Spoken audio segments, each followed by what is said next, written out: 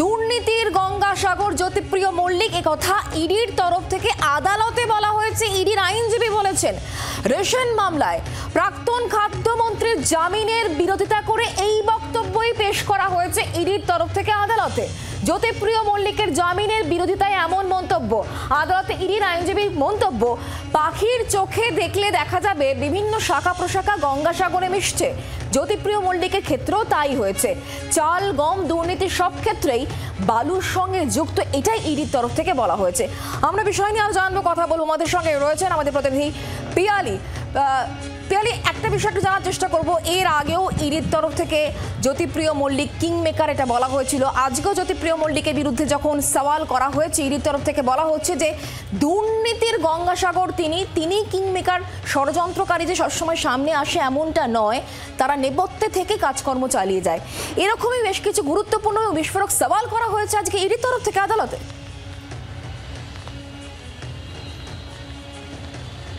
একেবারে তুমি জানো যে জ্যোতিপ্রিয় মল্লিক রেশন দুর্নীতি মামলায় এই মুহূর্তে জেলবন্দি রয়েছে।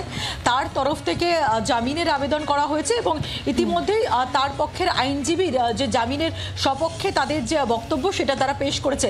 আজকে ইডির তরফ থেকে জামিনের বিরোধিতা করে জবাব দেওয়ার কথা ছিল এবং ইডির আইনজীবীরা কেন তারা জামিনের বিরোধিতা করছেন এবং এই রেশন দুর্নীতি কিভাবে গোটাটা ঘটেছে সেই সমস্ত বিষয় তারা আদালতের সামনে বক্তব্য পেশ করছিলেন এবং সেই তথ্য তুলে ধরতে গিয়ে এই চাঞ্চল্যকর বা বিস্ফোরক মন্তব্য করেন ইডির আইনজীবী। তাদের যেটা বক্তব্য যে এই গোটা দুর্নীতির গঙ্গাসাগর হচ্ছে জ্যোতিপ্রিয় মল্লিক। কেন তিনি এই কথা বলেন সেটারও তিনি ব্যাখ্যা দেন।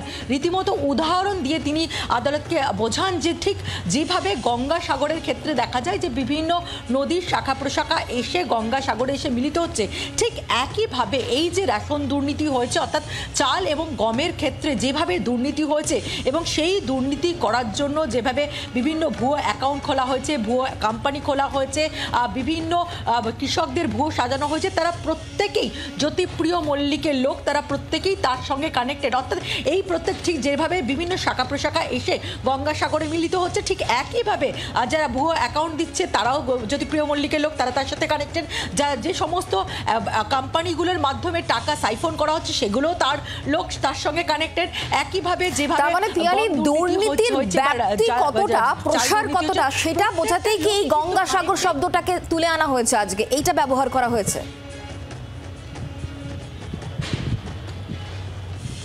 একেবারে দেখো যে ব্যাপ্তি কতটা এবং কিভাবে সেটা পুরোটা একেবারে ছড়িয়ে রয়েছে সেটা যেরকম ব্যাখ্যা করা হয়েছে, ঠিক একইভাবে আগের দিন তাকে কিংমেকার বলা হয়েছিল, আজকে আবারও ইডির তরফ থেকে আইনজীবীর যেটা মন্তব্য যে তিনি হচ্ছেন রিং মাস্টার। কেন রিং মাস্টার বলা হচ্ছে, তাদের যেটা ব্যাখ্যা, যখন তারা এই রেশন দুর্নীতি মামলার তদন্ত শুরু করলেন, প্রথম দিকে তুমি জানো যে বাকিবুর রহমান গ্রেপ্তার হয়েছিল এবং আরও কয়েকজন এজেন্ট গ্রেপ্তার হয়, কিন্তু সেই সময় এফআইআরে জ্যোতিপ্রিয় মল্লিকের নাম ছিল না। পরবর্তী সময় তাদের যে তদন্ত এগায়, সেই তদন্তে যেটা শুরু হয়েছিল সেটা গম বন্টন দুর্নীতি নিয়ে। পরবর্তী সময় দেখা যায় যে শুধুমাত্র গম বন্টন দুর্নীতির সাথে সেটা সীমাবদ্ধ নয়, সেটা ধানের দুর্নীতিও রয়েছে, ধানের সহায়ক মূল্যের টাকা নিয়ে দুর্নীতি রয়েছে।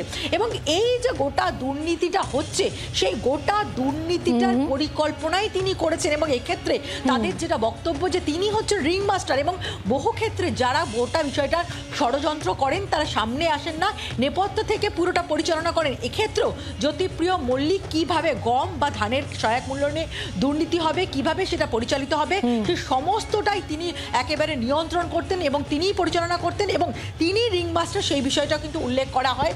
আজকে সিবিআই ইডির তরফ থেকে তার জামিনের বিরোধিতা করে জবাব তারা দিয়েছেন। 2 তারিখে পরবর্তী শুনানি রয়েছে। ধন্যবাদ পিয়ালি। এবার আপনাদেরকে শোনাবো বিজেপি তরফ থেকে রাজ্য বিজেপি মুখপাত্র, তিনি বিষয় নিয়ে শ্রমিক ভট্টাচার্য, তার বক্তব্য কি উঠেছে, তিনি কি বলেছেন শুনুন। জ্যোতিপ্রিয় মল্লিক খাদ্যমন্ত্রী থাকাকালীন তৃণমূলের অনুমোদন এবং অনুপ্রেরণায় যে দুর্নীতি হয়েছে, ভারতবর্ষের সর্বকালের সর্ববৃহৎ দুর্নীতি, সেটা যদি টাকার অঙ্কে হিসাব করা যায় এটা কোলগেট কিংবা 2G-কে ছাড়িয়ে যাবে। সুতরাং এই দুর্নীতি যার মাধ্যমে হয়েছে, যিনি এই দুর্নীতির জন্য ব্যাট ধরেছিলেন, পিছনে অবশ্য কোচ অন্য ছিল, রিমোট কন্ট্রোল ছিল, তো সেটা তো তার বিরুদ্ধে তো এই কথা বলা হবেই। পাল্টা শাসক শিবিরের তরফ থেকে কুণাল ঘোষ, তিনি কি বলেছেন শোনাবো।